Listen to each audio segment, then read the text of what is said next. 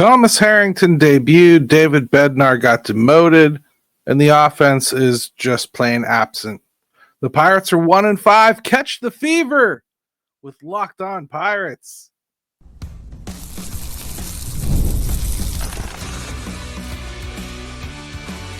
You are Locked On Pirates, your daily Pittsburgh Pirates podcast, part of the Locked On Podcast Network, your team every day.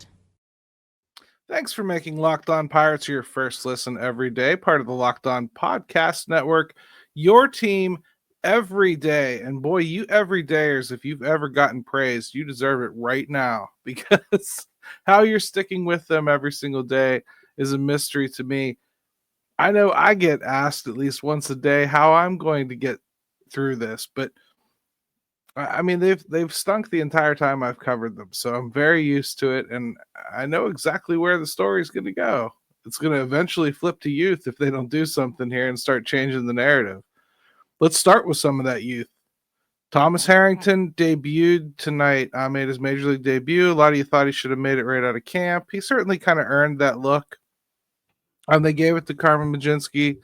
Ended up getting him into it before they even went through an entire rotation of the rotation. Not a good night for the youngster. 4 innings pitched, 7 hits, 6 earned runs, 2 Ks, and 4 walks. This is a kid who has never walked 4 guys in his professional career. He's had 3 a few times, but he's never had 4. So, very uncharacteristic night for him. Some of it's to be expected. You get a little bit of jitters going on, I think, when you debut in the majors, of course. And facing better competition. Guys taking swings on stuff that they probably would have been mystified by in AAA.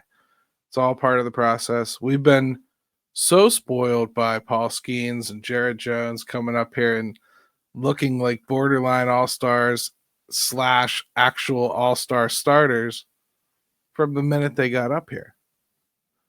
And, you've had Mitch Keller so far removed from his struggles to get where he is that you kind of forget what he used to look like as well. Thomas Harrington is a lot more in that Mitch Keller mold than he is a Paul Skeens or Jared Jones. He can hit 93, 94. I've seen him hit 95. He can get it up there. It's not the problem with the velocity. The movement's great on his stuff. And his trademark really is the command. The command escaped him. I mean, the Rays weren't even, I wouldn't even say especially patient. He just literally could not find his spots. So it was an instance of a kid being afraid of bats. He kind of attacked hitters right away, paid the price for it right away. Never really looked like he was trying to throw things out of the zone. He seemed pretty visibly frustrated with where some of his stuff was landing. Shouldn't have been a weird ballpark thing. He's accustomed to throwing in minor league ballparks, so he's playing in a minor league ballpark. I kind of don't want to give him that kind of an excuse. I just, more than anything, want to pull it back to the realism of this is what it's like when a non-surefire, can't miss, generational type talent comes up here and starts doing crazy generational talent type stuff. It's going to be a different kind of an experience. Something that, quite frankly, when you start getting to this place in whatever you're calling this, when I start talking about the offense later, it's going to be real hard to call this a rebuild, right? It just is what we are right now. When you start getting to this point, you start not having the patience to develop guys that take a little bit more time. That's part of what makes Harrington exciting. When he is himself, that command is such a feature of his game that he's able to kind of pitch above his age a little bit, if you will. He should have a faster, easier path to being a productive major league pitcher, even if his ceiling is not the same as Bubba Chandler. I keep going back to Keller because that's very much what he reminds me of. Somebody that takes some time. And he'll be really good. And I think he's the type of kid that can be serviceable all along the way. I'm saying this on a very unpopular night after he just laid down a pretty bad debut. But this isn't Brad Lincoln. This isn't like a one and done type guy that gets sent back down and stinks. This kid's got a future. Be patient with him. I think the Pirates will be, and they'll wind up being rewarded by it. The next thing to think about, really, since they did this, is, well, what are they going to do? They're being non-committal about what they're going to do. First of all, they're not saying that they're going to go with the 6-man rotation. They're not saying they're not going to go with the 6-man rotation. Basically, they're not going to tell us what they're going to do until they're going to do it. With all of the off days that come along, it's hard to maintain a 6-man rotation. And a lot of this, to me, is kind of a slap in the face to Paul Skeens, who very much so expressed how many innings he wanted to throw this year. I know it was a pipe dream. I know he was never going to throw 240 innings. I laughed the first time I read the quote. But to come out here in the first, 2 series of the season, this kid's been the face of, like, we're going to win this whole offseason, and pretty much the only one. And he tells you what he wants to do innings-wise. And what do? You throw him out there on opening day, and then he sits. And here we'll be playing game 7, and he'll be back out there to pitch, hoping to get his first victory after having watched his team lose every game while he sat there in the dugout, knowing he could have pitched tonight.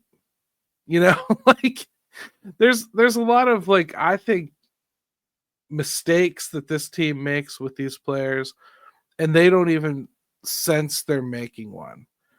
How something like that might rub him the wrong way. This is the exact opposite of what I told you I wanted. Nobody's competing the way I want to compete, and I can't even get out there and show them.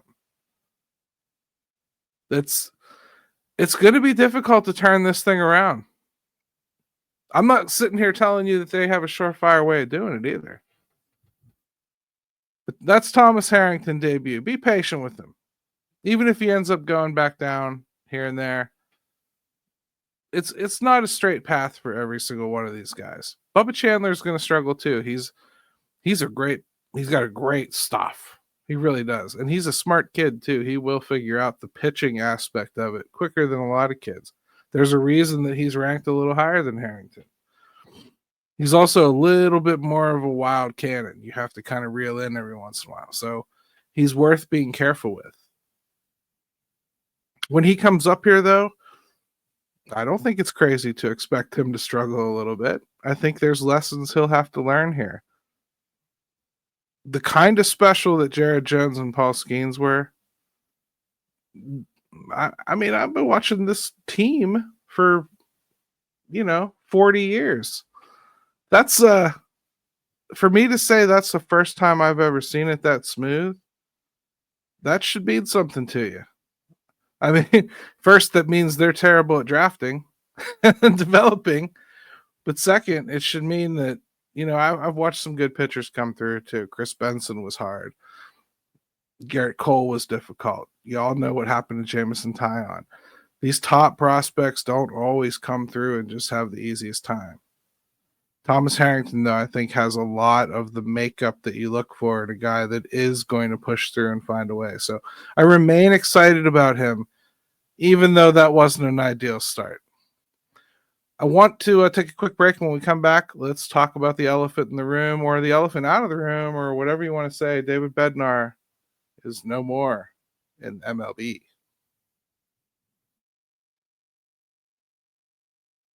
Looking for a snack that's both delicious and nutritious? Crack into a good source of protein with Wonderful Pistachios. Wonderful Pistachios is one of the highest protein nuts. Each 1 ounce serving has 6 grams of protein, giving you over 10% of your daily value. Plus, They're packed with fiber and better for you unsaturated fats to help keep you feeling fuller longer.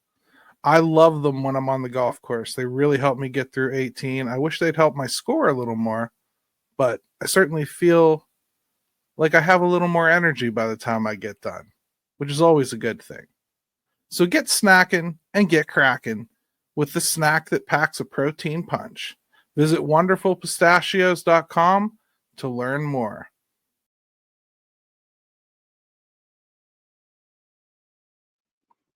All right, welcome back to Locked On Pirates. Smash that subscribe button for me. Give me a like, give me a comment. Let me know what you think of the show, things you'd like to see, things you'd like to hear. Besides just constant complaining about the same things and spinning my wheels, I'm not trying to make a boring show for you. Just assume I'm with you on all this coaching and management stuff, and I'm annoyed. Every once in a while, I'm going to let it come out and fly. Most of the time, I'm going to try to talk about what's on the field because that's what we're all watching for, one way or another, all right? So, David Bednar. I felt like the Pirates and David Bednar were coming to a head, but it was very hard to convince myself that they actually would use his options and demote him to AAA. Thankfully, they did. I think it's the right move for the player, for the organization, for everyone. I don't want to go through all of his numbers this year, or I don't want to go through all of his numbers in his career. I don't want to try to explain why this will be okay and they'll find a way to fix him. Or I don't want to say they should just DFA him either. That's not where this is. I'm just going to simply say David Bednar gave the Pirates 3.5 very good years as a high leverage bullpen arm. And in the grand scheme of things, that's pretty long for a closer. At least one who's not likely going to be in the Hall of Fame. Come on now. Jason Grilli gave the Pirates 3.5 really good years. You think of him fondly, don't you? And he bookended that with bad. Mark Melancon, 3.5 good years here. And then they traded him at his high point. Got another guy back who was a good closer, and we will not say his name on this show. But those were excellent years, though, from Mark Melancon. Matt Capps gave them 3 years. It's fairly common shelf life for a high leverage reliever to expire. It goes quickly. It went quickly for David Bednar. I know what Bednar did last year. I know what he started like this year, but I also know what he did for this club on and off the field as a local kid who came good. He showed up at every event. He showed up for every signing. He was at everything at PNC Park. He was at every food handout or distribution. He was at every backpack thing. He was at every PR thing the Pirates did, David Bednar was involved in. Much like Neil Walker did back when he was the Pittsburgh kid. Well, the Renegade was a persona that he wore proudly, and he did a good job with it. And I really just see no need to kind of kick the guy on his way out the door, if you will. As time passes, I think we'll have plenty of time to talk about when they should have moved on or should they have not. I mean, I've made my feelings clear on this that I wouldn't have tendered him this year. So I would have already had this painful divorce this offseason.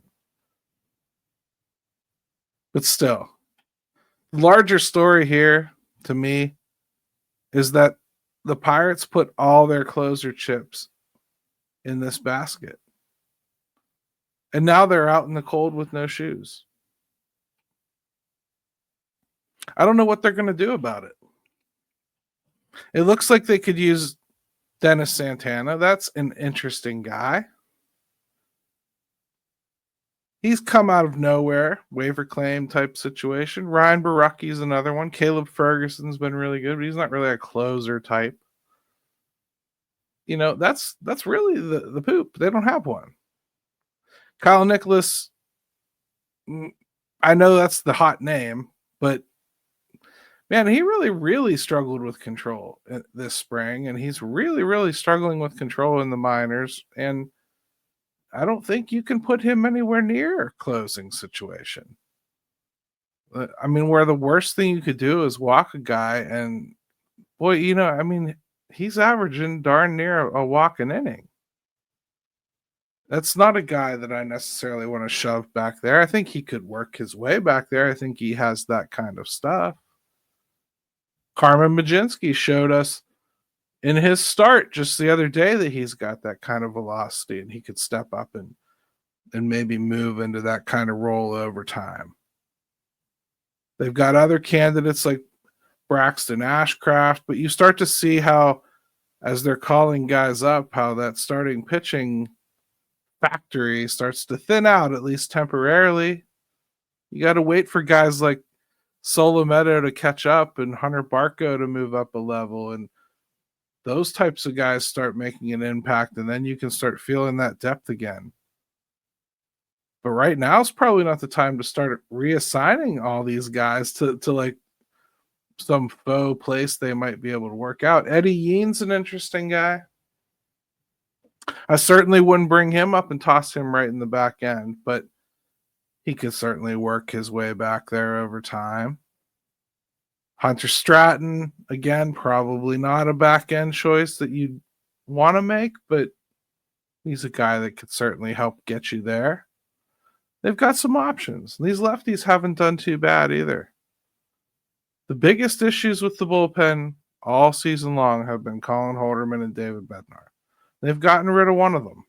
That takes one problem off the table. Today's issue was starting pitching. I think we know why that is. Yesterday's issue was starting pitching. I think we know why that was. The common denominator, though, is that neither of those days did they hit enough to make it matter. They've scored one run in 18 innings of baseball here. And that's why the most important story that we're going to cover in this episode today is probably unbelievably not Paul Skeens. That's right. Paul Skeens starts tomorrow. And he's not even the story. The story is this offense, or lack thereof.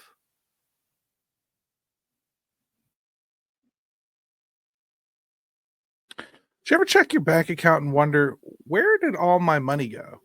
Between dining out, online shopping, and entertainment, or I guess eggs, it's easy to lose track.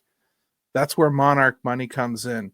Your personal CFO, giving you full visibility and control over your finances. Monarch Money isn't just a budgeting app. It's a complete financial command center.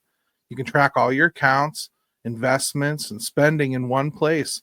So you stop just managing your money and start building wealth.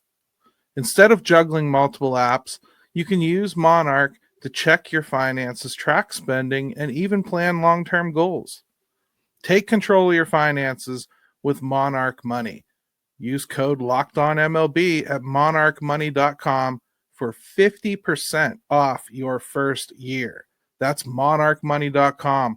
Code LOCKEDONMLB for half off your first year.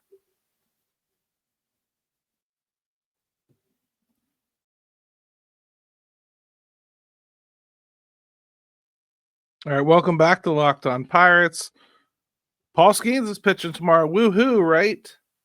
If he throws a no-hitter, they got a chance of what? Getting to extra innings? This team is not scoring runs. 14 runs in 6 games. 14 runs in 6 games. The problems we all knew were coming. No power, no production. Guess what? No power, no production. I mean, tonight they had 9 hits. Did it feel like it? No, because they were all singles. There's no power, there's no production. Hitting in a minor league ballpark, 9 hits, all singles. They're almost dead last in the league in OPS. Believe it or not, the Astros, Braves, and Twins are worse. They're almost dead last in home runs. The mighty Yankees have 18, and they're coming to town. That's going to be a blast, isn't it? Literally and figuratively. I don't know what to say. The running and scoring position is still a problem. The approach at the plate that looked kind of promising early on in Miami, where they were getting out there and hunting a pitch that they liked, turned very quickly into trying as hard as they could to walk again. It suddenly looked a lot like it did last year. Patience to a fault, watching third strikes, getting yourself into trouble watching hittable strikes go by in an effort to be patient or wait for your pitch or whatever it is they're doing is causing them to not jump out and take advantage of hittable pitches early. Yes, they've faced some good pitchers. Rasmussen's good. Boz was very good. But this is Major League Baseball. We have very good pitchers too. People are going to score runs on Paul Skeens. People have already scored runs on Paul Skeens. You don't get to just say that we're facing some tough pitching. Yeah, of course you are. It's Major League Baseball.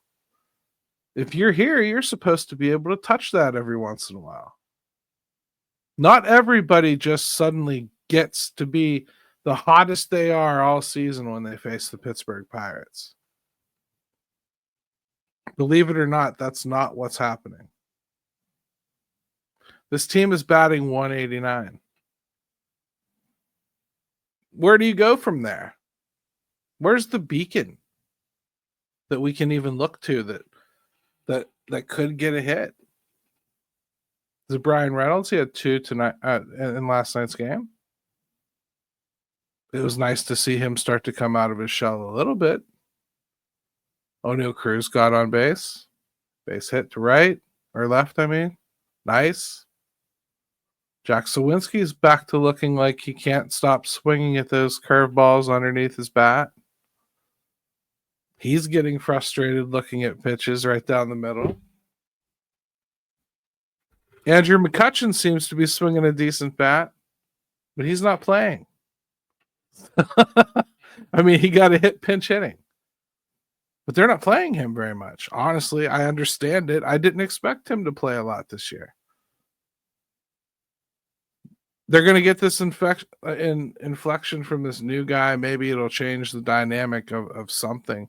Tommy Pham looks useless. I mean, I don't see it. I don't see any kind of power coming from his bat.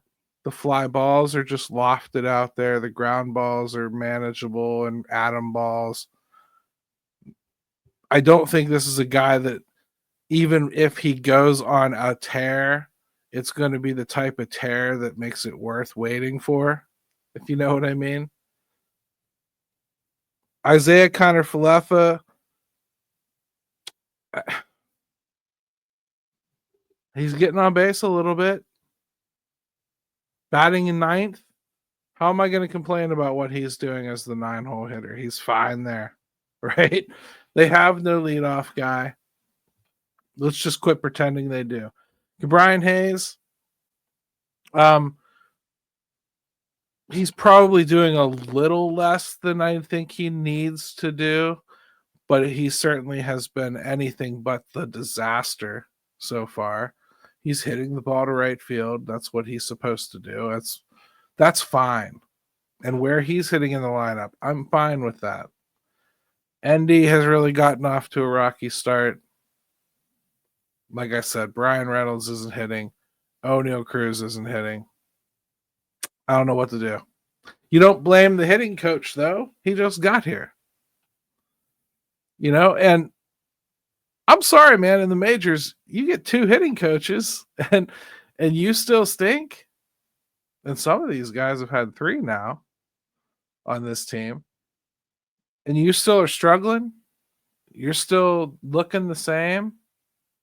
Well, one of two things is happening.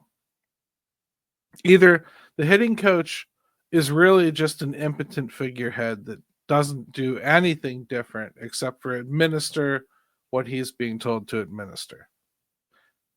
I don't believe that to be true, if only because I've been told by players that's not true. With this one in particular, they love some of the things that he's told them. They feel like they've really been helped.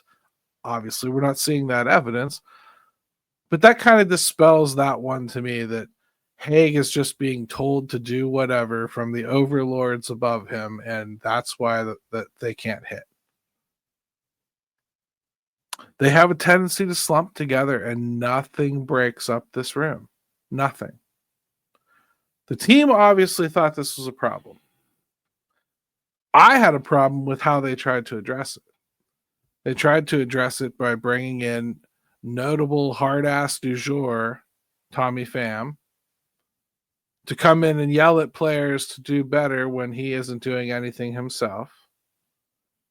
And Adam Frazier, a veteran who probably doesn't have 2 legs to stand on either when it comes to yelling about how you do things. Although I will admit to being pleasantly surprised with how he's played. He's played more like the Adam Frazier that showed up in Baltimore 2 years ago than the Adam Frazier that played in Kansas City last year. That doesn't mean that he should be starting on this baseball team. And he wouldn't be, in all fairness, if Nick Gonzalez hadn't gotten hurt. But listen, Nick Gonzalez isn't making a difference in this lineup either. Not enough of one. Lately, what I've been sitting here thinking is I'm looking at this lineup and I'm thinking to myself, say I had that one big bopper in there, right? And say he's actually performing and he doesn't catch Pirates-itis. Is it enough to turn this offense into enough to win? Boy, not if everybody else is hitting the way they are right now. That's the bottom line. Everything we talk about, like all the things they should have done, all the things they do wrong, all the things they didn't bring in, all the stuff that they've messed up, you still have to look at real players that are supposed to be here contributing. And you have to have a real honest conversation with yourself about whether they are doing anything, because one way or another, no matter what they bring in, those guys are expected to perform. You have got to get offense out of Oneil Cruz. You have to get offense out of Brian Reynolds. You have to. Brian Reynolds and Oneil Cruz have to hit. They have to get on base, and they have to drive in runs. It is not their fault that this team didn't bring in more to surround them with, but those two in particular have to be the Bay and Giles of this team, or it goes nowhere. That's the bottom line. I hope for things to turn around. I'm sure we will have enjoyable baseball at some point. When I launched my website, baseball shut down due to COVID. And I had to learn how to write through some really tough times back then. Tried writing about baseball with no baseball. Writing about and talking about losing baseball. Well, there are times when it's easier. We're going to try as hard as we can to stick to what's going on the baseball field. I'll try to limit my blow-ups to once or twice a week. We'll see how long I can last. That's all I got for you tonight.